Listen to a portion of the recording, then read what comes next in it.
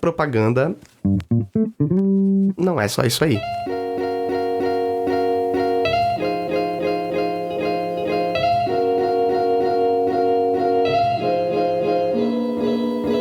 E aí, podcast? Eu sou o Lucas Schuch, te provando a cada 15 dias que propaganda não é só isso aí. Ou pelo menos, não precisa ser. Se você está chegando aqui pela primeira vez, esse é um podcast sobre as mudanças no mundo da propaganda e da comunicação e todas as transformações que estão acontecendo nele. Se você quiser mandar um recadinho sobre essas mudanças, cola lá no meu Instagram, @lucasschuch, SCHUCH, que eu adoro trocar ideias sobre essas mudanças e tentar entender por que essas coisas todas estão desacomodando a gente. Esse podcast quer falar com agentes de transformação nessa indústria e colocando uma pitadinha de ciência, porque no tempo que vivemos está fazendo muito bem. Basicamente, eu quero falar aqui com pessoas que estão procurando respostas diferentes, tentando fugir da rotina não saudável que virou fazer propaganda e, principalmente, questionando as suas próprias práticas para romper com um ambiente reificado. Aí, eu falei que ia ter uns termos científicos para dar uma moral. É a partir desse conceito de reificação que eu vou te mostrar um dos principais motivos pra gente ter chegado nessa indústria tão assustadoramente tóxica. Quer ver? Eu vou ler pra você agora o conceito de reificação, a partir de dois autores que eu adoro, chamados Berger e Luckman. A reificação é, abre aspas, a apreensão dos produtos da atividade humana como se fossem algo diferente de produtos humanos, resultados de leis cósmicas ou manifestações da vontade divina. Pensa sobre isso um pouco. Eu sei que você deve estar pensando o que diabos isso tem a ver com propaganda, mas tem a ver e eu posso provar, @. Vamos imaginar umas situações aí. Você aí se imagina propondo lá na sua agência tradicional zona alguma mudança que ia desacomodar os seus chefes e recebendo um "isso não vai mudar, sempre foi assim". Ou pensa você questionando seus colegas: por que a gente tem que trabalhar até mais tarde de novo?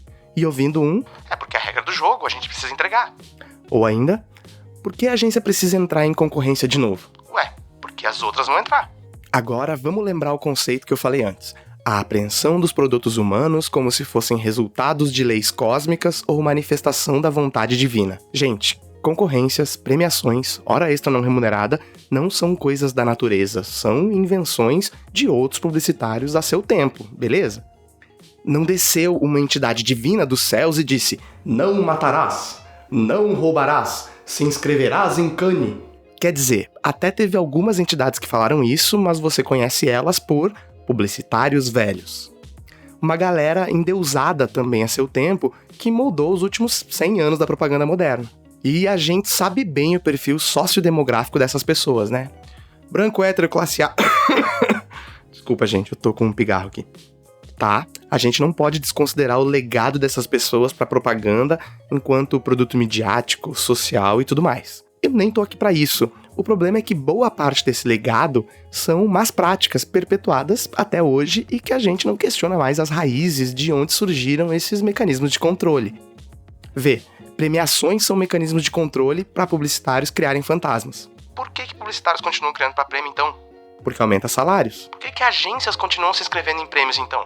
Porque aumenta o valor do grupo, dono daquela agência, na bolsa. Mas aí gera muita hora extra e jornada excessiva de trabalho, né?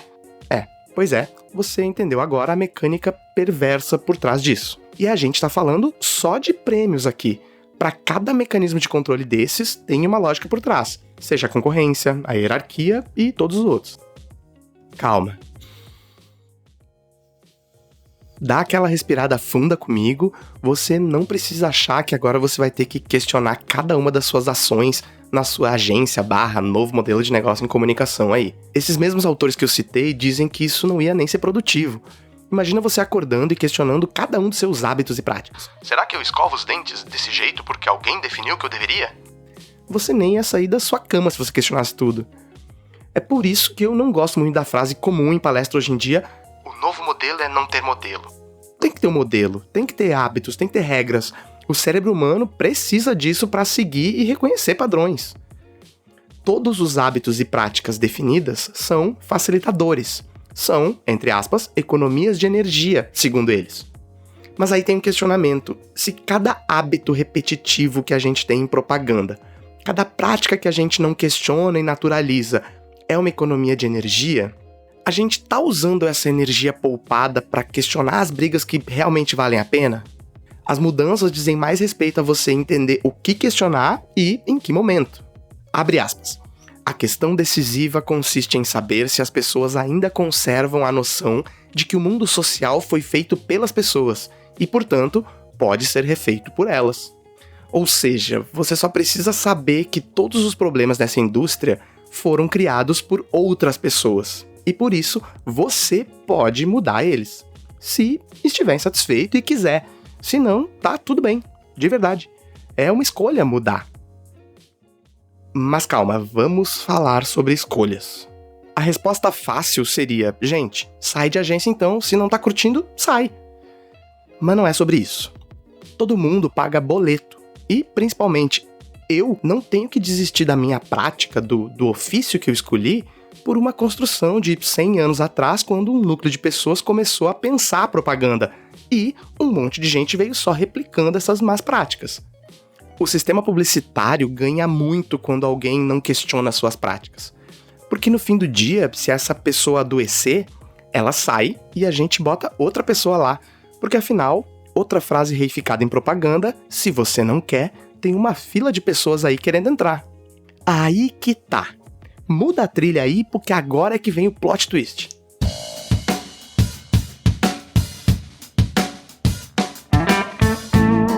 Não tem mais tanta gente na fila, não. Sabe quem que tá desreificando a propaganda? Jovens. Jovens estão olhando pra esse mercado e dizendo, é o quê, rapaz? Final de semana você tá louco? Oi? Prêmio? Eu vou criar pro meu coletivo aqui, quando ver uma marca vai me chamar pra trampar pra ela. Cada vez mais, essa fila de gente querendo entrar tá diminuindo. Com o mestrado eu me aproximei muito de alunas e alunos, e turma após turma você pergunta onde eles querem trabalhar, e eu te garanto que não é numa agência. Mas não por isso tem menos gente se formando nos cursos, não. A procura pelos cursos de propaganda em universidades e escolas de criação tem aumentado. E você acha que essa galera tá trampando onde? Não tá trampando com propaganda? Tão sim, então é muito. Só estão procurando outros lugares. Se você é um desses jovens, tem um jovem aqui que você vai adorar ouvir na sequência, que trilhou esse caminho aí mesmo, que eu descrevi e que vai te inspirar. E se você é uma dessas pessoas que construiu a propaganda nos últimos 100 anos e perpetuou esse tipo de comportamento e hoje não está preocupado com a única matéria-prima que o seu modelo de negócio tem, que são essas pessoas, cara, eu nem sei por onde começar te dizendo quanto errado você tá. Eu conversei com o Spartacus sobre como um publicitário que tinha planos e sonhos nessa indústria olha pra essa galera e fala, eu não dependo de vocês pra mostrar minha criatividade pro mundo, pra atingir meus objetivos e pra exercer a profissão que eu escolhi, e ele acaba trampando pra marcas da mesma amplitude que ele trampava dentro das agências, só que agora no papel de um dos youtubers mais relevantes nas pautas que ele levanta. Spartacus, eu tô muito feliz, tô realmente realizado. Quando eu comecei a olhar pra propaganda de um jeito diferente, foi lá na sua ação do Racismo Visível, a gente vai falar sobre ela aqui. Maneiro. Então lá eu comecei a despertar os meus olhares pra, caraca, tá acontecendo coisas diferentes na propaganda, a propaganda tem um horizonte lá pra frente, então eu queria que você começasse se apresentando, qual é o teu rolê hoje, e já seu rolê na propaganda, mas também na vida. Então, antes de tudo, muito obrigado, Lucas, pelo convite, de verdade, estou muito feliz de estar aqui, eu nunca participei de um podcast, é o primeiro que eu tô participando, e eu sou Spartacus, eu sou hoje um youtuber e também apresentador, mas eu sou formado como diretor de arte pela Universidade Federal Fluminense e pela Miami School. E aí eu trabalhei em agência como criativo durante uns 3 anos mais ou menos. Trabalhei na Globo, daqui do Rio de Janeiro. E aí, enfim, depois eu comecei a ter muito contato com essa cultura de agência e meu canal começou a funcionar. E eu acabei seguindo outro caminho, que é um caminho que me preenche muito mais hoje em dia. E é isso. Esse sou eu. E me conta, você cursou publicidade e propaganda, mas quando é que tu decidiu, quando é que deu um estalo assim, tu falou, tudo bem, eu não quero ocupar os espaços tradicionais nessa indústria, assim? Então, foi uma parada muito orgânica, porque eu aprendi como todo jovem no Brasil criativo aprende, que se você é criativo, você tem que ser publicitário. E aí eu entendi que essa era a forma de eu ganhar dinheiro no mundo. E aí eu procurei um curso de publicidade. Como só existe mercado no Rio de Janeiro e São Paulo, né? Hoje só São Paulo com essa crise. Aí eu falei, vou então para o Sudeste. Vim pra cá, e aí fui galgar o sucesso lá do nordestino, fui tentar um estágio, aí depois eu consegui ser contratado, aí eu fui contratado, eu tava lá fazendo as campanhas, com 22 anos, as campanhas que eu mais, assim, nunca imaginei que eu estaria fazendo. Eu fiz campanha de malhação, eu fiz, assim, sabe? Caraca. Muita coisa maneira, filme, que, assim, pra quem tá começando, né, quem é assistente, fazer filme, que é uma parada que geralmente é muito cara, uma parada muito difícil, eu tava tendo essas oportunidades lá. Só que, assim, aquilo não me preenchia como propósito. E isso pode parecer uma coisa meio clichê, mas assim, isso é uma coisa que é muito importante, porque apesar de eu estar lá fazendo as campanhas que eu tanto queria fazer, eu tava surtando por dentro. Eu não tava me sentindo bem, às vezes as coisas não tinham a ver com o que eu acreditava, sabe? Assim, eu sou um cara que eu sou de esquerda. E aí eu via que tava botando primeiro também todo o meu esforço numa empresa que era totalmente contra o que eu acreditava. E também porque, assim, eu me sentia desrespeitado como criativo, porque eu acho que, assim, a gente é obrigado a trabalhar como se fosse uma máquina de criar. A gente tem que criar 1 milhão de opções para as pessoas desrespeitarem nossas ideias. E aí, sei lá, comecei a, mesmo fazendo uns trabalhos teoricamente legais, me senti esvaziado. Também eu tive muito contato com a cultura de agência através da Miami Ed School, e essa coisa de competitividade por prêmio. Assim, a escola é foda, eu sou muito grato, eu tive uma bolsa lá que me ajudou muito com que eu hoje tivesse as habilidades que eu tenho para poder, enfim, cuidar do meu canal. Mas eu tive contato com a cultura de agência que vai muito além da Miami, que é uma cultura de competitividade, onde, assim, as pessoas estão querendo fazer um monte de ideia só não para realmente, porque realmente quer transformar algo, é porque a pessoa quer crescer na carreira. E aí, enfim, essa cultura começou a me decepcionar. Sim. O lugar que eu tanto sonhava, que era ser diretor de criação, eu vi que era um lugar que você tinha que, sei lá, você tinha que ser muito escroto com muitas pessoas para poder chegar lá. Você ia ter que, enfim, um caminho muito doído, que eu não sei se valia a pena chegar lá, sem saúde mental, sem fim de semana, sem noites bem dormidas, porque você tem que vir à noite para poder ascender na carreira, sabe? Essa cultura de escravidão, que é uma coisa que eu sou totalmente contra. E aí, durante isso, assim, eu tava com essa bolsa da Miami, e nessa bolsa da Miami, dentro da Miami, tinha uma competição lá, que tem pra ganhar o melhor trabalho, o Top Dog, e aí eu entendi que eu tinha que ganhar tudo, porque pra mim aquilo era um treinamento pra a vida real de agência, né? Todo criativo quer ganhar cane, quer ganhar isso e aquilo pra poder chegar no topo. E eu falei, cara, eu tenho que ganhar todos os Top Dogs, porque se eu ganhar todos os Top Dogs, no último trimestre eu vou conseguir um estágio em Nova York, eu vou ser contratado lá, e aí eu vou ser muito rico, eu vou chegar no topo do mundo, sabe, esses sonhos. Sei, eu. E aí eu comecei a não ter vida. Trabalhava 8 horas por dia, 7 horas da noite eu ia pra Miami, tinha lá umas 2, 3 horas de aula, aí eu voltava pra agência, porque na agência eu tinha equipamento, né? E ficava lá, geralmente, assim, nos primeiros meses eu ficava umas 2 horas. Chegava umas 10 horas, saía meia-noite, fazendo trabalho. Só que aí, a competitividade foi aumentando, né? Tipo assim, eu tinha que ganhar tudo pra poder realizar meu sonho. E aí eu fui, e aí de 10 horas passava pra, sei lá, quer dizer, de voltar meia-noite eu comecei a voltar às 3 horas da manhã. Depois de 3 horas da manhã, foi passando pra 5. E aí chegou um momento que, assim, que eu vi que se eu voltasse pra casa, que era 1 hora pra chegar em casa e outra hora pra voltar, eu ia estar perdendo tempo que eu podia estar descansando. Sim. E aí eu comecei a dormir escondido no trabalho. Cara. E aí eu peguei, assim, eu pegava roupa em casa 1 vez por semana, e aí eu ia pro trabalho, e aí eu ficava lá trabalhando feito um louco pra poder fazer os jobs e videocase, e print, e anúncio, e campanha, e PPT, e apresentação, e tá. E enquanto isso, fazia as campanhas da Globo, pensava lá os filmes, não sei o que e tal. E aí, tipo, dava 6 da manhã, eu ia pra salinha de reunião, dormia um pouquinho, e aí 10 horas da manhã eu acordava, fingia que eu estava chegando do trabalho. Foi bizarro, porque, assim... Mas você lembra quanto tempo você fez isso? 3 meses. Caraca. E assim, cara, começou a chegar num nível que tudo que eu tava querendo eu alcancei. Eu ganhei prêmio pra caramba. Teve um dia que eu ganhei de uma vez só 5 troféus na Miami, sabe? Eu consegui um estágio em Nova York, que eu queria. Só que quando eu cheguei nesse lugar, eu tava tão esgotado, emocionalmente, fisicamente, sabe? Tudo que eu tanto queria, eu tava destruído. Eu cheguei em Nova York, que foi o estágio que eu tanto queria, que eu falei assim, eu vou chegar aqui, eu vou criar pra caramba, eu vou conseguir um leão.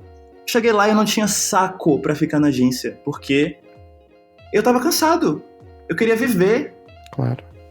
E aí, assim, acabou que foi muito orgânico que, durante esse tempo que eu tava virando noite na Globo, pra fazer esses trabalhos, às vezes eu ficava cansado, ficava lá na internet, e aí um dia eu vi uma discussão sobre apropriação cultural. Eu quis dar minha opinião, só que eu aprendi com a publicidade meios de fazer as mensagens serem mais ouvidas, né? E aí eu fui e usei as técnicas que me ensinaram lá na Globo para poder impulsionar as campanhas em um vídeo meu. Falei assim, vou fazer meu textão em vídeo. Já que ninguém quer ler meu textão no Facebook, eu vou fazer ele em vídeo. E aí o vídeo viralizou. Em 2 dias ele teve 4 milhões de views. E aí eu vi, caramba, eu tenho aí uma potência. E aí nos meus últimos meses na Globo, meus últimos 6 meses, mais ou menos, eu tava, tipo assim, fazendo muitos vídeos com milhões de visualizações por mês, assim. Naturalmente, porque eu achei um lugar pra poder... um formato pra poder expressar minhas opiniões e onde eu podia expressar o que eu acreditava. Uma coisa que às vezes eu não conseguia nos meus trabalhos, né? Assim, eu tinha que trabalhar lá, criando às vezes pra marcas que eu não acreditava. Que eu não comprava, assim... propagandas para novelas que eu não assistia, para jornais que eu não concordava. E aí eu sentia que o que eu realmente queria fazer, eu não estava conseguindo fazer. E eu consegui através do meu canal. E estava dando muito certo. Tava, tipo assim, o vídeo que eu fazia de graça no celular, de madrugada, às vezes ele tinha um impacto muito maior em visualizações do que o vídeo que era produzido na agência com 500 mil reais. E aí, assim, eu comecei a ver que eu podia viver daquilo, porque começaram a surgir algumas oportunidades com algumas marcas, e eu falei, eu vou confiar. Voltei de Nova York, aí voltei com várias ofertas para trabalhar em algumas agências, como diretor de arte. E eu falei que eu não tava afim, que eu ia tirar um tempo pra entender o que ia acontecer, e aconteceu naturalmente. Assim, quando você voltou, como foi esse momento de dizer não para as oportunidades que você tinha trabalhado até então tanto assim para conseguir? Cara, fala assim que primeiro quando eu tava em Nova York, eu ainda tentei ser contratado lá. Porque a gente acha que, sei lá, mesmo que tenha hoje minha vida, que eu acho incrível, que eu sou muito grato, onde eu faço tudo que eu preciso, eu não tenho chefe, eu posso negar job, eu tenho muita liberdade, muito mais respeito. Eu acreditava que Nova York é um lugar incrível, porque, assim, o Brasil tá com problemas hoje, né? Sim. E aí eu falava assim, cara, mesmo que eu tenha que ser publicitário, que tenha que fazer algo que eu não goste, eu vou tentar ser contratado aqui. Graças a Deus não rolou, e eu acho que o universo foi muito bom comigo de falar assim, cara, Nova York não vale sua alma. E aí eu voltei pra cá, e quando eu voltei pra cá, acho que eu já tinha entendido que se eu fosse pra continuar fazendo algo que eu não acreditava, eu tinha que receber algo muito grande em troca. E nenhuma agência aqui do Brasil podia me oferecer, porque esse grande em troca que eu queria era a qualidade de vida. Eu só queria trabalhar fora do Brasil porque eu aprendi que o criativo no Brasil, ele é um cara que ele tem que ser explorado. É um cara que é normal ele não ter fim de semana, é um cara que ele tem que vir à noite pra poder ganhar leão, é um cara, assim, que não tem vida. E eu queria ter vida. E aí, por isso, assim, se é pra trabalhar sendo um escravo moderno numa gaiola de ouro aqui no Brasil, só com o status de falar que trabalha em Pinheiros, cara, eu prefiro tentar outra coisa. Que poderoso isso. E me conta, como é que tu vê o movimento de jovens tão talentosos quanto tu era, trilhando um movimento tão parecido quanto o teu e se inspirando em ti, assim, de não pagar o preço da propaganda e todos os problemas, esses que tu já relatou, jornada excessiva de trabalho, falta de representatividade, e indo em busca de um objetivo de vida maior, assim, e não necessariamente fora da propaganda, mas sim fora dos espaços tradicionais de trabalho que a gente conheceu, sabe? Eu acho que isso é o futuro. Eu acho que nós, criadores de conteúdo, nós somos agências, entendeu? Eu sou a pessoa que é o dono da agência, que é o criativo, que é o roteirista, que é o produtor. E assim, eu consigo entregar soluções já para um canal, já sou veículo também. Então, eu acho que as pessoas têm que entender que não é preciso estar numa agência de publicidade hoje para você conseguir ser criativo, para você também criar coisas com propósito, porque eu acredito que o criativo, lá nos anos 70 mais ou menos, né, ele teve um momento o poder nas suas mãos. Só que aí, eu acho que o mercado talvez tenha ficado muito mais concorrido, não sei, acho que os veículos cresceram, os clientes, e aí acabou que a nossa criatividade, ela é usada na agência como se fosse uma mão de obra qualquer. Um recurso barato, um recurso simples. Eu criava layout me sentindo que eu tava criando hambúrguer do McDonald's, entendeu? Tipo, uma coisa consumo de massa. Eu me sentia desrespeitado, eu não podia recusar um job, eu não podia pedir um prazo. E assim, hoje eu me sinto respeitado. Hoje, assim, se chegar, por exemplo, como chegou semana passada, um produto querendo me chamar para uma campanha, sendo que é um produto que eu não concordo, que eu não acredito, eu não preciso nem responder o e-mail, sabe? E assim, essa liberdade, esse respeito, eu acho que é bom que a gente entenda que existem caminhos para fazer isso. E eu digo para você, assim, para qualquer jovem que tá pensando em virar criador de conteúdo para tentar viver disso, eu digo que a dica é só não desistir, sabe? Minha chavinha comercial de eu conseguir realmente montar meu modelo, assim, de me sustentar dessa forma, começou a virar agora, 2 anos depois do meu canal. Mas vira, sabe? Eu vejo vários casos aí de pessoas que estão aí há muito tempo e conseguiram fazer funcionar. Então, assim, para você trabalhar com criatividade, você não precisa ser escravo de agência. Você não precisa ter sua criatividade desrespeitada. Você pode criar seu próprio caminho. Afinal, a gente é responsável por criar ideias fodas para agências. Quantas ideias fodas a gente está criando para a gente mesmo? Olha só, um dos objetivos maiores desse podcast é desmistificar novos modelos de negócio, mas também de empreendedorismo para jovens se inspirarem e não precisarem ficar restritos a isso que a gente falou. Cair direto numa agência que na minha época era, e na verdade era uma construção de que essa era uma das únicas possibilidades, né? Ou melhor, construiu-se muito bem que publicitário podia trabalhar em qualquer lugar, mas no fim do dia as oportunidades de trampo que tinha era a agência. Então a pergunta que ela sempre vai estar nesse podcast, que é: como você ganha dinheiro hoje? Eu sei que parece uma pergunta mega comercial, assim, mas é um objetivo para desmistificar, tirar essa coisa etérea em torno desses de novos modelos de pessoas, de influenciadores. Como é que o Spartacus paga boleto? Em que projeto que se envolve? Como é que é? Então, o que acontece? Eu comecei a encontrar recentemente meu caminho nesse mundo de criadores de conteúdo, porque no início eu achava que o que ia pagar minhas contas era meu número de views. Eu achava que se eu tivesse muitas visualizações, eu ia conseguir pagar minhas contas magicamente. Não foi verdade, né? Assim, se você for olhar agora quanto eu ganhei do YouTube durante todo esse tempo, desses 2 anos, foi uma mixaria, foi ridículo, sabe? E aí, assim, eu entendi que o que eu entrego não é quantitativo, é qualitativo. Minha marca é posicionamento. E aí a marca que se agregar a mim, ela vai se posicionar de uma forma. E aí por isso eu comecei a trabalhar com marcas para poder entregar elas, né, esse posicionamento. E aí, assim, hoje o que eu faço é, por exemplo, esse é o mês do LGBT. Aí um monte de marcas estão querendo trabalhar com pessoas LGBT porque esse é o momento que elas são cobradas, né, de saber qual é a posição delas.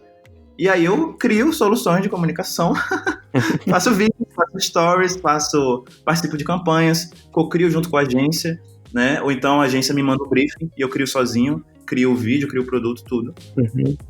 E aí em troca eu ganho dinheiro. Mas assim, de forma mais objetiva, né? Pra não parecer tanta enrolação. Vídeo que eu vendo para marcas, fotos no feed, stories, cobertura de eventos pelas redes sociais, e alguns projetos que eu já fui chamado para participar como apresentador, por exemplo, do programa da Futura, o Cineclube Futura, que passa todo fim de semana. E é isso, é assim que eu ganho dinheiro hoje. Tá, e vem daí uma das minhas próximas perguntas, assim.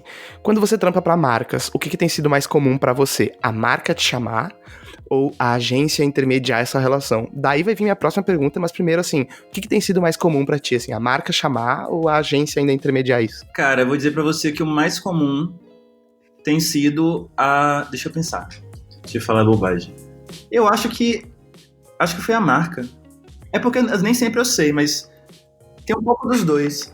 Eu sinto que, assim, o que acontece tem muitas agências que elas têm buscado falar com influenciadores e tal, que são agências mais modernas. Você vê. Sim. Agências mais digitais, que elas estão ligadas pro resultado das redes sociais, que sabem como uma parada acontece. Tem outras agências que estão paradas no passado, estão paradas nos anos 90, querendo ganhar prêmio com anúncio. Essas agências nem lembram que a gente existe. E aí, por isso, assim, muitas vezes o que vem falar comigo são diretamente de marcas, às vezes marcas que tem in-house, que não tem uma agência realmente que controla. Mas é isso, é bem misto. Eu acho que vai muito do perfil de quem vem falar com a gente. Tá, e tu já sentiu, de alguma forma, quando tu vai ou co-criar com alguma agência ou trampar com publicitário diretamente, alguma forma de resistência ao teu trabalho? Porque, vê, é muito comum, agora que a gente começa a ter novos movimentos de mercado, sei lá, o Facebook chega, o Creator chega, uma consultoria chega, a pedido da marca, e a agência que detém aquela conta dá aquela resistida e fala, não, eu sei mais de Facebook, que o próprio Facebook, sei lá o que, sabe isso? Tu já sentiu resistência por parte de alguma agência ou publicitário que trampa co-criando com vocês pra alguma marca? Cara, eu vou falar que quando eu era criativo eu via muito isso. Quando eu era criativo, eu já ouvi pessoas no meu ambiente de trabalho falando que o Instagram, ele era um concorrente e não uma plataforma pra construir sua marca. Então. E aí, assim... Caraca, as pessoas eu vou rir. Eu apenas vou rir e vou procurar o meu cantinho onde eu não tenho que lidar com isso. Mas assim, eu acho que, cara, não dá pra ignorar o que tá acontecendo com as redes sociais, com os influenciadores. Nós somos os novos veículos, as novas agências, as novas soluções de comunicação. A agência que não se adaptar, cara, ela vai estar fadada ao passado. E assim, você acha que... pode ser agências, mas principalmente falando de marca, tu acha que as marcas já estão aprendendo, não vou dizer no total potencial, mas já estão aprendendo a usar melhor o potencial dos creators, assim? Eu acho que algumas sim, como eu falei, as agências mais modernas, que estão entendendo que a gente engaja pessoas, a gente faz as pessoas definirem compra, que a gente faz as pessoas tomarem decisão, a gente influencia no assunto da semana. E essas agências estão aos poucos acordando, mas eu acho que assim, são poucas ainda. A maioria das pessoas ainda está querendo achar que é o filme da televisão que vai ser a única coisa que vai impactar as pessoas, que vai gerar assunto, que vai gerar conversa. Então, eu acho que o Brasil está no momento, comparado aos Estados Unidos, ainda está mais devagar. Lá tem um mercado de influenciadores tipo, muito maior, de youtubers, de criadores de conteúdo e tal. Mas é isso, acho que aqui o cenário é positivo, as coisas estão mudando aos pouquinhos. Mas tem uma outra questão que os influenciadores trazem, que os creators trazem, que é gerar conversa e agregar uma comunidade, assim, sabe, em torno da marca, que comunidade é o que a gente vem discutindo mais hoje, né, e tudo mais. Sem uma comunidade a gente tá só falando, dando tiro de canhão aqui. Como é que você identifica os seus, como você falou, as suas métricas não são quantitativas, elas são quali. Como é que você gerencia o seu retorno para uma marca? Como é que você mensura o tanto de valor que você entrega, entende? Como é que eu mensuro o tanto de valor que eu entrego pra marca? Porque, vê, assim, a gente... pra mim, o que um influenciador mais consegue fazer é fazer com que uma comunidade se engaje, uma coisa que uma marca sozinha é muito difícil de acontecer, uma marca sem voz, entende? E é isso pra mim o grande diferencial do creator. É assim, eu entrei nesse mundo de YouTube achando que engajamento era tudo. E aí, quando engajamento é tudo, significa que você, pra ter sucesso, seu post tem que ter muitos likes, muitos comentários e muitas visualizações. E aí, às vezes, eu conseguia isso, só que era falando uma discussão rasa sobre um tema polêmico. E aí eu não sei até que ponto isso é interessante para uma marca. Por isso, eu prefiro hoje fazer conteúdo que tem menos alcance, só que entrega menos de engajamento, só que entrega mais de posicionamento, porque as pessoas entendem que é um conteúdo que apoia minhas causas, um conteúdo pró-LGBT, um conteúdo negro, mas é um conteúdo positivo, um conteúdo leve, um conteúdo que não está fazendo mal a ninguém. Então, eu acho que, assim, é branding. Como é que você mede branding? Como é que você mede que uma pessoa está achando que uma marca que antes pisava na bola está forçando para melhorar? Isso é construção de marca. Você tem que fazer pesquisa para poder tentar entender como é que é a mente do consumidor. Mas eu acredito que, assim, hoje as pessoas estão sendo cobradas de posicionamento. Cada vez mais, desde a eleição passada, e todo mundo, influenciadores, artistas e marcas também. Ficar neutro, onde tem uma pessoa sendo... Assim, onde tem um grupo sendo oprimido, ficar em silêncio, hoje em dia está sendo inaceitável. Porque é você colaborar com a pessoa que está fazendo o mal. Então, eu acho que, assim, a marca que ela quiser aproveitar as oportunidades desse novo momento, a marca que ela quiser entender que pessoas negras consomem pra caramba, nós consumimos mais de R$1 trilhão por ano no Brasil. Pessoas LGBT também são um mercado gigante. Acho que essas marcas têm que acordar para entender que o posicionamento pra gente importa muito. Eu prefiro muito mais seguir certas pessoas hoje que têm posicionamentos como os meus do que pessoas que têm muitos números. Tem pessoas aí que têm números gigantes, mas não estão junto com o meu posicionamento. Eu acho que essa decisão de quem eu vou seguir serve tanto para o influenciador quanto para a marca. Tá, e olha só, depois da sua... Vou botar entre aspas isso aqui, tá? Mas assim, depois da sua saída oficial da propaganda, em algum momento você já se viu frente a publicitários, a agências mais tradicionais ou as mais digitais, co-criando alguma coisa assim, e você pôde confirmar... Eu tenho 2 perguntas aí. Você pôde confirmar, caraca, esse realmente não era um espaço que eu queria ocupar? E segundo, você viu algum comportamento que você falou assim, ó, caraca, eu já reproduzi um comportamento parecido com esse devido ao... Ou eu fui escroto com algum colega meu, não sei o que, pela pressão que era trabalhar nessa indústria? Então, antes, repetindo, né, eu ainda não saí da propaganda, só mudei a forma de fazer. Mas... Isso, por isso que eu disse, é verdade. Botei entre aspas, desculpa, é verdade. Não. Gente, Lucas aqui, pós-terminado de gravar com o Spartacus, editando e pensando, essa correção que o Spartacus me fez é importante. Eu falei que ele fez uma saída oficial da propaganda. Não, ele continua, só não tá ocupando os espaços tradicionais nessa indústria. E isso diz muito sobre um vício da propaganda que eu tenho, fazendo meia-culpa aqui, de que se você não tá nesses espaços, você não é publicitário, jogou tudo pro alto, desistiu. Na minha pesquisa sobre esse campo, eu sinto mais mudanças vindos de movimentos que o Spartacus promove, e jovens como ele, do que de pessoas que estão todo dia lá cheio de jobs importantes para resolver. Essas pessoas, como Spartacus, estão na indústria da propaganda sim, e estão muito. Desculpa, Spartacus e geral que não tá em agência, mas faz a publicidade acontecer por aí, eu também tô aprendendo por aqui. Segue o jogo. Mas aí, assim, essa coisa de eu ter saído de agências,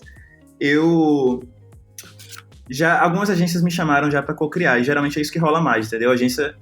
Para os criativos aí que estão querendo entender, geralmente a agência ela cria um briefing aberto, sei lá, vamos querer que os influenciadores criem vídeos sobre tal coisa. E aí eu recebo esse briefing aberto da marca, né? Já com direcionamento de proposta, de campanha, só que para eu criar meu conteúdo final, meu produto, passando a mensagem que a marca quer passar. E aí, o que acontece às vezes é da marca não respeitar a minha ciência sobre o meu produto, entendeu? Eu conheço minha comunidade, eu sei o que aquelas pessoas acreditam, eu sei o que vai funcionar com aquelas pessoas, eu sei que às vezes eu fazer uma coisa que a marca quer que eu faça pra minha comunidade não vai pegar bem, as pessoas vão criticar. Então, acho que assim, o erro mais comum que me faz eu entender que a agência não é o lugar que eu queria voltar tão cedo, acho que sendo bem sincero, essa arrogância que tem dentro das agências de ter esses caras que acham que sabem de tudo, que não confiam em quem realmente entende a parada, entendeu? Assim, gente que tá num cargo muito alto, gente que tá com muito poder e que acha que tá entendendo até as coisas novas que acabaram de surgir. Isso, E aí, assim, quando eu tô com uma agência, com alguma marca que confia no que eu tô fazendo, tudo flui muito melhor. Porque eu sinto que minha criação é respeitada, eu sinto que eu consigo criar uma ideia que eu realmente estou empolgado, eu faço essa ideia com vontade, e eu levo para minha comunidade. Por exemplo, recentemente eu fiz um vídeo com o Canal Brasil para divulgar o programa Transmissão da Linda Quebrada e da Jupe do Bairro, que vai estrear hoje à noite, né, no Canal Brasil. Eu vi, maravilhoso. Obrigado. E aí, assim, é uma marca que é muito parceira, Canal Brasil, sabe? Eles têm tudo a ver comigo, todos os ideais estão a ver comigo. É uma galera que fecha com a galera preta, fecha com a galera LGBT. E eles me dão liberdade, assim. Eles podiam chegar pra mim e falar assim: Sparta, a gente quer um vídeo, você falando esse texto, e 3 stories você falando exatamente isso, pra gente divulgar o programa. Eu ia entregar, mas eu sabia que não ia engajar. Porque como funciona a minha comunidade, eu sei o que a minha comunidade tá esperando, quais são as expectativas das pessoas, quais são as expectativas que eu crio nessas pessoas. E aí eles chegaram pra mim e me deram liberdade. E aí eu já tinha uma ideia na minha cabeça de criar um quadro de entrevistas no meu canal com pessoas LGBT negras. E eu queria que o nome desse quadro fosse Bicha Preta, porque é uma música da Linda Quebrada que representa muito esse pensamento. E aí eles me ofereceram pra eu gravar um vídeo com uma Lin. E eu falei, cara, eu tenho uma ideia pra vocês. É uma ideia que não é sobre o programa, mas é uma ideia que aborda o programa, e o programa vai estar super bem embalado nessa ideia. E aí eles aceitaram e foi incrível. Tipo assim, eu gravei lá durante a gravação do programa o lançamento de um quadro no meu canal que não tem nada a ver com a marca, um quadro que vai continuar acontecendo. Sim. Só que o primeiro episódio é com a convidada mais especial, porque é a pessoa que é autora da música que dá nome ao quadro, e lançando o seu programa. Então, assim, eu consegui criar um acontecimento com a minha comunidade, uma coisa assim, uma coisa cheia de engajamento, por causa da liberdade que a marca me deu. Então, eu acho que, assim, a dica hoje para as marcas é entender que nós, quando você está assistindo um influenciador, um youtuber, existe uma narrativa que está sendo contada ali, da vida da pessoa, das expectativas, dos medos, e nós sabemos o que é que cria, assim, engajamento, o que é que cria expectativa sobre a nossa vida. E como a gente embala isso como produto, é algo muito interessante, muito especial. Eu acho que falta das marcas mais isso, entendeu? De querer entender mais do que é que tá rolando no nosso canal, que não é como a Globo, que porque você coloca lá e tá tudo desconectado. Você ainda vê, essa discussão me parece, ela é muito, a gente já ouvia essa discussão há muito tempo atrás, mas você ainda acha que rola muito de marca usar influenciador só como canal, só como veículo, e assim, pegar só a audiência? Com sabe? Certeza. Ou a gente já tá... Com certeza. Gente, é por isso que tem muito influenciador hoje, youtuber, que faz um conteúdo péssimo, um conteúdo que às vezes, assim, influencia até pro mal, e tá cheio de marca patrocinando, porque a marca tá lá achando que o número vai trazer tudo que ela precisa, entendeu? Tem influenciadores aí que já fizeram coisas bizarras e continuam aí cheio de dinheiro, continuam cheio de contratos. Então, assim, acho que as marcas têm que entender isso, que você ter a maior audiência nem sempre é a melhor coisa pra sua marca, porque se for pra audiência ligada a um canal negativo... Depois que você encontrou o seu propósito, o seu caminho, eu sei que encontrar o propósito deve ser uma muito coisa... clichê, né? Já tá mega esvaziado, assim, hoje em dia, né? Mas depois que você eu vou botar como o seu caminho, então. Depois que você encontrou o seu caminho, essa pergunta você tem total liberdade pra dizer, não quero responder ela. Mas você já botou um boleto na frente do seu propósito? Você já botei o boleto na frente do meu propósito? Tipo, eu não faria isso aqui, mas a proposta é legal. Deixa eu pensar. Cara, assim, com certeza, porque eu já, como eu falei, já teve marcas que me procuraram, né? Marcas, assim, que... por exemplo, eu recentemente eu sofri racismo de algumas marcas, sofri homofobia, fui discriminado. E essas marcas me procuraram depois pra fazer uma publi. Cara... Sério isso? Assim, peraí, estamos falando das marcas não vou falar que marca é, falar que marca é. Mas, assim, tem marca que eu já passei por situações e a marca me veio me procurar fazer publi. Assim, que cara de pau eu tenho pra poder chegar pra minha comunidade? Que cara de pau eu tenho pra chegar pro meu espelho e falar assim, você vai falar bem disso só por dinheiro? Sabe? Já passou essa época. Agora eu não preciso mais disso. Uhum. Uma marca a mais, uma marca a menos, cara, assim, eu não preciso me prostituir dessa forma, até porque eu acho que isso quebra a confiança do meu público. A galera vai falar assim, como assim? Mas assim, eu não posso também falar assim, vou trabalhar só com as marcas perfeitas, maravilhosas. Porque não temos as marcas perfeitas e maravilhosas ainda, né? Por exemplo, tem uma marca que eu trabalhei recentemente que é o Next. O Next é uma marca super desconstruída, uma marca que é, assim, pro-LGBT, é body positive, uma marca que é, assim, pró-igualdade racial, antirracista. Uma marca foda. Só que aí minha audiência pode me criticar porque é um banco. Uhum. Mas, gente, eu tenho que pagar minhas contas, entendeu? Assim, eu vou entender o que é que pesa mais pra mim. E aí eu vejo esse critério pra poder fechar meus negócios. Uhum. Tá, e tem outra coisa que eu quero muito falar nesse podcast, que eu tô tentando fazer com que as pessoas falem, porque tu é um jovem talento, muito jovem, na verdade, e com todas as pessoas que eu tenho falado aqui, falei com o André, falei com a Maria, falei com a Gabi, essas pessoas podem passar para jovens de outros locais desse país gigantesco uma impressão de que foi tudo uma mil maravilha, foi fácil, foi incrível, eu tô aqui, eu cheguei. Eu quero que tu me conte um dia que tu olhou e falou, putz, ou pisei na bola, ou errei, ou cara, não era isso que eu queria fazer, me coloquei mal, e também, um contraponto, um dia que tu falou assim, ó, cara, atingir foi pra isso que eu saí de agência, por exemplo, foi pra isso que depois que voltei de Nova York eu procurei um propósito pra mim, quero um fracasso e uma vitória, assim, tu falou, esses dias marcaram a tua vida, assim. Cara, eu vou dizer assim, eu ainda tô aprendendo porque tudo é muito novo, né, essa coisa, tipo, modelo de negócio, eu sou muito jovem, então eu digo pra você que todo dia é um fracasso e uma vitória, todo dia eu vejo uma coisa que eu pisei na bola e uma coisa que eu tô acertando. Tem vídeos meus no passado, por exemplo, que eu me arrependo de ter feito, que eu tirei do ar. Vídeos onde, assim, eu ainda muitas vezes acredito no que eu tava falando, mas eu queria ter passado de outra forma. Por exemplo, esse negócio... Eu já fiz muitos vídeos participando de linchamentos virtuais, sabe? Sim. Muitos não. Assim, eu fiz 3 vídeos participando de linchamentos virtuais. E aí hoje, depois que eu passei por um linchamento, eu me arrependo. Porque hoje eu entendo como tem uma pessoa com sentimentos ali do lado, enquanto tá todo mundo se divertindo falando mal dela. E aí, são coisas que eu sou muito grato, na verdade. Porque até, assim, até os momentos que eu pisei na bola, que eu fui criticado por todo mundo, eu aprendi muito com aquilo. E foram necessários para as vitórias que eu tô tendo hoje. Assim, então, eu diria que esses vídeos de eu participando de linchamentos virtuais são vídeos que eu errei, que eu tirei do ar e que eu não faço mais, e que eu me posiciono plenamente contra isso hoje, se for contra uma pessoa, assim, exceto casos extremos, né, como, por exemplo, claro, os que estão no poder.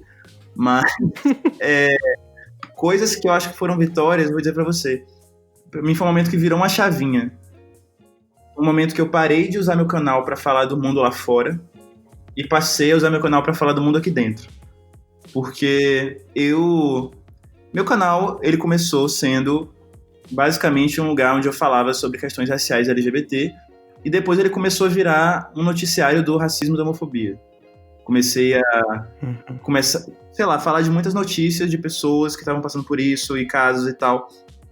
E aí, assim, isso gerava engajamento, isso gerava visualização, só que não resolvia o problema. E aí teve um dia que eu tava muito na bad, que eu tava muito triste, que eu fiz um vídeo eu desabafando. E esse vídeo ajuda pessoas até hoje. Porque é um vídeo que, assim, não envelheceu, porque não ficou pautado em nenhuma notícia. Mas é um vídeo que ele fala sobre, basicamente, como é a vida emocional de uma pessoa negra e gay. E eu comecei a entender que eu podia ajudar muito mais as pessoas fazendo isso, entendeu? Buscando autoconhecimento, curar as feridas daqui de dentro, antes de combater as armas lá de fora. E aí eu tenho, desde então, focado meu canal muito mais nisso, muito mais em autocuidado, em autoconhecimento, para as pessoas, elas entenderem que elas são adoecidas pelas suas opressões, pelo racismo, pela homofobia, e se curar, para ter uma vida mais feliz, para todo mundo ter direito de sorrir, para ninguém ter que se matar. Afinal, meu grupo, que eu faço parte, é o grupo que mais se mata nesse país. E é isso. Que lindo. Me conta, uma pauta que tem sido muito levantada hoje no meio dos influenciadores digitais, os creators e tal, diz respeito à saúde mental, isso que a gente estava falando agora, e pressões que as pessoas sofrem. Tudo bem, pode ser por uma vida baseada em métricas, e aí tem as plataformas discutindo isso hoje em dia, o Instagram tentando omitir, fazendo esses testes para tirar o número de likes e tudo mais. Mas no seu caso também tem esse recorte especial para você levantar pautas tão necessárias, especialmente no Brasil, e que atinge uma parcela conservadora e racista da população. Você bate de frente com essas pessoas. O que o Spartacus faz, então vamos falar aí da porta para dentro agora, para cuidar da tua saúde mental hoje? Então, minha prima, ela modera meus comentários do YouTube, então eu não obrigado a ver todo aquele lixo que as pessoas despejam lá, todo aquele ódio, toda aquela homofobia, aquele racismo nojento que as pessoas despejam no meu conteúdo. Uhum. Isso já é uma coisa que ajuda muito minha cabeça. Eu faço terapia, eu faço yoga, faço massagem, eu medito de manhã. Todo dia eu acordar, eu acendo um incenso pro orixá e eu medito e eu agradeço por tudo de bom que aconteceu na minha vida. E aí eu peço mais, se precisar. E é isso, eu tento buscar... Acho que a minha maior prática de saúde, que eu digo pra você hoje, é que eu aprendi a ser mais carinhoso comigo mesmo, sabe? Antes eu acho que minha cabeça é como se fosse uma pessoa controlando um burro de carga, entendeu? Minha cabeça junto com o meu corpo. Eu tinha que chegar no sucesso, tinha que conseguir os prêmios e os lugares, e eu me colocava como criativo num lugar onde eu tinha que me chicotar toda hora, onde eu tinha que não ter saúde, onde eu tinha que não ter tempo para viver, para descansar. Eu tinha que produzir as campanhas, os PPTs sem respirar. E agora eu sou mais carinhoso comigo mesmo. E eu falo assim, Spartacus, você não precisa disso, você não precisa ser o melhor. Você pode descansar, você pode atrasar um vídeo seu, você pode não fazer um vídeo essa semana porque você não tá com vontade. Eu me respeito mais. Eu acho que assim, essa é a chave da gente começar a cuidar do nosso corpo, respeitar ele. Colocar as nossas particularidades, nossas necessidades como ser humano acima das necessidades da sociedade. E é isso que eu tenho feito. Eu achei maravilhoso. Eu tinha mais perguntas, mas eu não vou... Eu vou acabar com esse momento de autocuidado. Eu queria te agradecer. Eu que agradeço. Tô muito, muito, muito, muito feliz com a tua participação. Eu não ter falado merda, viu, gente? Marcas aí, se eu falei alguma merda, me desculpem.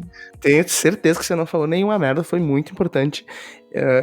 Esse propósito desse podcast é falar com pessoas que estão no momento de questionar a sua vida, a sua carreira. Sabe o que eu acho? Eu acho que, assim, os criativos que ainda estão em agência, que ainda não criaram seu projeto, vão se arrepender tanto de não terem criado no futuro. Porque, assim, os projetos que existem hoje, se as pessoas continuarem colocando tempo e criatividade, vão dar certo.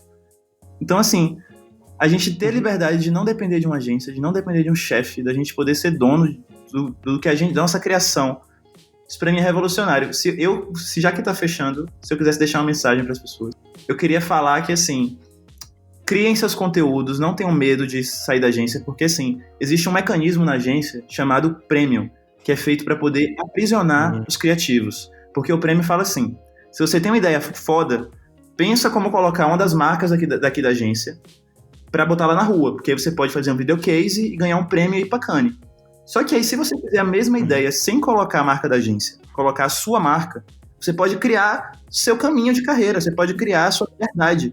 Então, assim, gente, parem de botar ideia foda na gaveta, de botar ideia pra, assim, querer ganhar prêmio só pra conseguir um aumento ridículo, sendo que você pode conseguir esse aumento que você quer criando seu projeto e se libertando da agência. Então, por favor, vamos mudar o mercado e conseguir de volta o respeito que a gente merece como criativo. Obrigado, Spartacus. Tô maravilhado. Me indica um @. Momento me indica um @ com o Spartacus Santiago. De novo, eu tô mega feliz com o papo. Minha cabeça tá explodindo.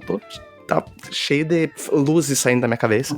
E eu queria, nesse momento, pedir que o Spartacus indicasse quem são as @s que inspiram ele, quem que ele quer comentar aqui, pra gente ir montando essa lista de pessoas que estão repensando sua vida, que estão inspirando a gente a repensar a nossa prática e tudo mais. Então, eu acho que o que fez eu ficar pensando sobre essas @ é porque eu entendi que na minha cabeça, eu achei que não tinham que ser @ de propaganda, mas... Ué, é pra isso mesmo, vai aí, se você quiser. Mas é isso, como a proposta aqui é descentralizar um pouco, entender que propaganda não é só agência, não é só quem tá no mercado, eu queria indicar algumas pessoas também fora disso. Então, eu quero indicar para vocês a Nathalie Neri, que ela é uma criadora de conteúdo sensacional. Ela, enfim, fala sobre veganismo, fala sobre questões raciais, sobre questões LGBT também, porque ela namora um rapaz trans. E aí, enfim, Nathalie, ela é uma pessoa que para mim é uma grande referência para mim, porque ela consegue fazer publis incríveis para várias marcas. Ela, enfim, cria um conteúdo de alta qualidade. Ela assim, já tem uma equipe hoje em dia e ela consegue realmente criar soluções de comunicação que vão agregar os valores que ela traz para a marca. Então, assim, acho que a minha maior referência hoje é a Nathalie.